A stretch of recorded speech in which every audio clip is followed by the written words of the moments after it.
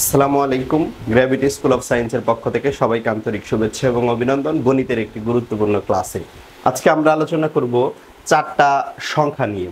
প্রথমটা আপনারা দেখতেই পাচ্ছেন মৌলিক সংখ্যা, পরেরটা রয়েছে সহমৌলিক সংখ্যা, তারপরে যমজ মৌলিক সংখ্যা এবং মার্শেন মৌলিক সংখ্যা। এই সংখ্যাগুলা অনেকের কাছেই হয়তো নাম পরিচিত, কিন্তু এক্সপ্লেনেশন সবসময় মনে থাকে না। আমরা আজকে জানার চেষ্টা করব কিভাবে এই ডেফিনিশনগুলো মনে রাখার মাধ্যমে এই এক্সাম্পলগুলো মনে রাখা যায়, যাতে আমরা শব্দগুলো শুনলেই আমরা এগুলার এক্সাম্পলগুলো আমাদের মাথায় সেট হয়ে যায়। দেখো, প্রথমে হচ্ছে মৌলিক সংখ্যা। মৌলিক সংখ্যার ক্ষেত্রে দুইটা জিনিস মনে রাখতে হবে, এক আর একটা হচ্ছে ওই সংখ্যা। এক এবং ওই সংখ্যা, এই দুইটা ব্যতীত, এক আর ওই সংখ্যা ব্যতীত আর কোনো গুণনীয়ক থাকবে না, আর কোনো উৎপাদক থাকবে না। ওইগুলাই হচ্ছে মৌলিক সংখ্যা। মৌলিক সংখ্যা শুরু হয় কত থেকে? 2 থেকে শুরু হয়। 2 থেকে শুরু করে অসংখ্য মৌলিক সংখ্যা রয়েছে। আমরা কিছু মৌলিক সংখ্যার এক্সাম্পল দিতেই পারি, যেমন 17 একটা মৌলিক সংখ্যা, তারপরে হচ্ছে 5 একটা মৌলিক সংখ্যা, 7 একটা মৌলিক সংখ্যা।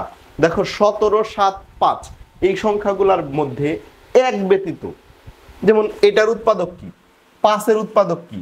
5 এর উৎপাদক হচ্ছে 1 গুণন 5, অর্থাৎ 5 এর উৎপাদক কিন্তু 1 আর 5, এটা বাদে আর কোনো উৎপাদক নাই। অর্থাৎ 5 হচ্ছে এ কারণেই মৌলিক সংখ্যা। ঠিক তেমনি 17-র ক্ষেত্রে যদি আমরা 17কে ভাঙানোর চেষ্টা করি, 1 গুণন 17 বাদে আর কোনো ভাঙাইতে পারবো না আমরা। অতএব 17 হচ্ছে মৌলিক সংখ্যা। এরপরে গুরুত্বপূর্ণ বিষয় হচ্ছে সহমৌলিক সংখ্যা। যদিও এখানে নাম হচ্ছে মৌলিক সংখ্যা, সহ দিয়া মানে মৌলিক সংখ্যার সাথে সহযুক্ত করা হয়েছে, কিন্তু এটা যে কোনো সংখ্যার জন্য প্রযোজ্য। সহমৌলিক সংখ্যা অর্থাৎ যে কোনো দুইটা সংখ্যার মধ্যে যদি এক ব্যতীত, যে কোনো দুইটা সংখ্যার মধ্যে যদি এক ব্যতীত আর কোনো গুণনীয়ক না থাকে, আর কোনো কি না থাকে, গুণনীয়ক না থাকে, তবে ওটাই হচ্ছে সহমৌলিক সংখ্যা। দেখো, সহমৌলিক সংখ্যার যদি এক্সাম্পল দিতে চাই, তাহলে কি কোন এক্সাম্পলগুলো দেওয়া যায়? যে কোনো এক্সাম্পল আনতে পারি আমরা, যে কোনো দুইটা সংখ্যা আনতে পারি, যে দুইটা সংখ্যার মধ্যে এক ব্যতীত আর কোনো উৎপাদক থাকবে না। যেমন আমরা যদি এখানে 8 আর 15 নিয়ে আসি, 8 এর উৎপাদকগুলা কি একটু বের করি। যে 4 দুগুণা 8 এক নাম্বার, তারপরে প্রথমে তো 8 একে 8, প্রথমে তো আমরা 8 একে 8 দিতে পারি, তাই না? 8 একে 8 দিলে 1, তারপরে 8 থাকলো, 8 রে ভাঙাইলে 4 দুগুণা 8, তাহলে 2, আবার 4। এইগুলা ছাড়া তো 8 এর কোনো উৎপাদক নাই, তাহলে 8 এর উৎপাদক হলো 1, বা গুণনীয়ক বলতে পারি, উৎপাদক বলতে পারি 1, 2 এবং 4। তাহলে 8 রে আমরা 1 দিয়ে ভাগ করতে পারি, 2 দিয়ে ভাগ করতে পারি, 4 দিয়ে ভাগ করতে পারি। এগুলা হচ্ছে এটার গুণনীয়ক সেট। এখন 15-র যদি আমরা উৎপাদক করি, 1 তো থাকবেই, সব সংখ্যার উৎপাদক 1 আছে। এরপরে 3 5 15, 3 আর 3 দ্বারা ভাগ করা যায়, 5 দ্বারা ভাগ করা যায়, 15 দ্বারা ভাগ করা যায়। এখানে 8ও আছে, 8টা দেইনি। দেখো, তাহলে 8 এর উৎপাদক হলো 1 2 4 8, আর 15-এর উৎপাদক কত? 1 3 5 5 15। এই দুইটা সংখ্যার মধ্যে একটা মাত্র কমন উৎপাদক আছে, সেটা হচ্ছে 1। অতএব 8 আর 15 এই দুইটা কি সংখ্যা? সহমৌলিক সংখ্যা।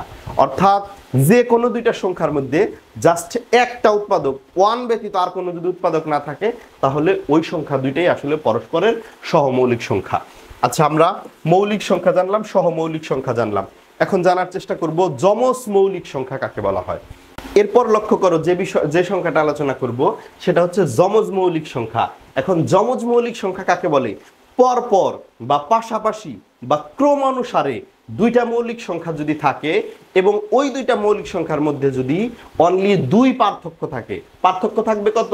শুধুমাত্র 2 পার্থক্য থাকে, তাহলে ওই দুইটা মৌলিক সংখ্যাকে যমজ মৌলিক সংখ্যা বলা হয়।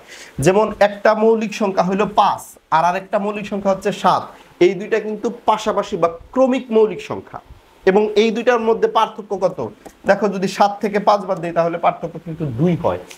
পার্থক্য মানে কিন্তু বড় সংখ্যা থেকে ছোট সংখ্যা বাদ, আমি বিয়োগ 5 থেকে 7 দিয়েছি, 7 থেকে 5 হবে, তাহলে পার্থক্য কিন্তু 2। তাহলে 5 আর 7 পরস্পরের কি?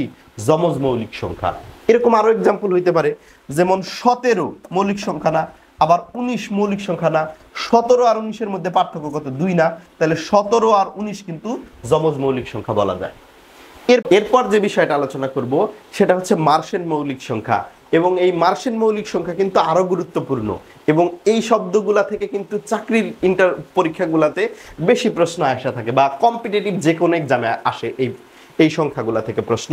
মার্শেন মৌলিক সংখ্যা হচ্ছে 2 আমরা জানি মৌলিক সংখ্যা, এই 2 মৌলিক সংখ্যাটির উপরে যদি পাওয়ার থাকে অন্য আদার্স যে কোনো মৌলিক সংখ্যা এবং সেই পাওয়ার দেওয়ার পর যে মানটা হবে তার থেকে যদি 1 বিয়োগ করা যায় তাহলে যে সংখ্যাটা সৃষ্টি হয় ওটাকে মার্শেন মৌলিক সংখ্যা বলে। আমি আবারও বুঝাইতেছি, আমি এক্সাম্পল দিয়ে বোঝাই। 2 টু দি পাওয়ার মৌলিক সংখ্যা, 2 উপরে কি দিব আমরা, একটা মৌলিক সংখ্যা পাওয়ার দিব এবং তার থেকে 1 বিয়োগ করব। এটা কিন্তু মৌলিক সংখ্যা থেকে বিয়োগ করতেছি না, 2 উপরে পাওয়ার মৌলিক সংখ্যা দেওয়ার পর যা হয় তার থেকে 1 বিয়োগ করতেছি।